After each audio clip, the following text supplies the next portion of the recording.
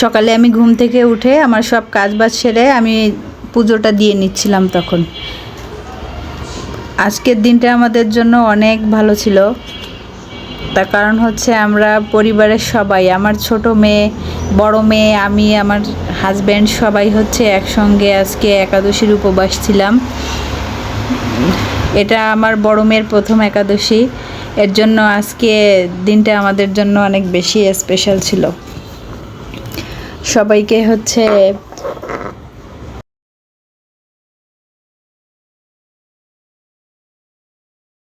আমি তখন পুজো দিচ্ছিলাম।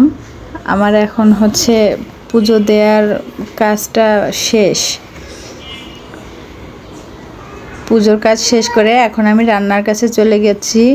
রান্নার কাছে গিয়ে আমি রান্নাটা বসিয়ে দিয়েছি। রান্না বসে আজকে হবে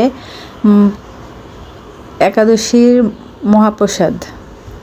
তার জন্য আমি প্রথমে কড়াইটা গরম করে ফোড়ন দিয়েছিলাম, তেজপাতা, জিরে আর হচ্ছে আপনার আদা একটু থেতো করে দিয়েছিলাম। দিয়ে তারপর হচ্ছে আমি রান্নাটা বসিয়েছি।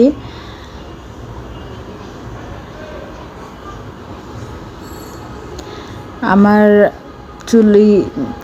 কড়াইটা গরম হয়ে গিয়েছে। এখন আমি সব সবজিগুলো এক এক করে দিয়ে দিলাম।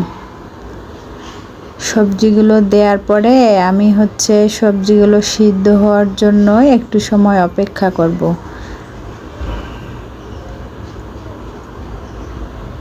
সবজিগুলো যখন একটু ভাজা ভাজা হয়ে আসবে আর আমি হচ্ছে হাতার সাহায্যে নেড়ে সব সবজিগুলো একসঙ্গে মশলার সাথে মিশিয়ে নিচ্ছিলাম।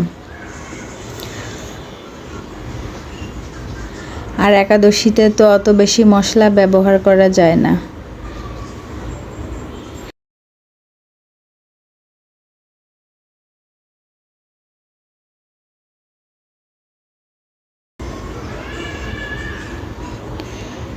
আমি রান্না করছিলাম আর ভাবছিলাম আমার ওইটুকু একটা মেয়ে, সেও হচ্ছে নিজে থেকে বলতেছিল যে আমি মা আজকে একাদশী করব। এটা যে ভিতরে কত শান্তি লাগতেছিল কাউকে বলে বোঝাতে পারবো না।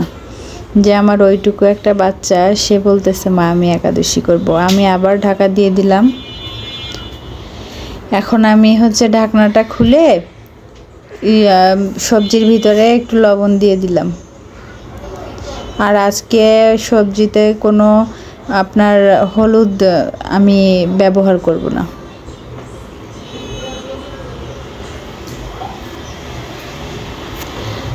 আমার বরটা এসেও একটু হাতাটা নেড়ে দিলেও আর মনে মনে শান্তি নিচ্ছিল যে আমিও রান্না করলাম।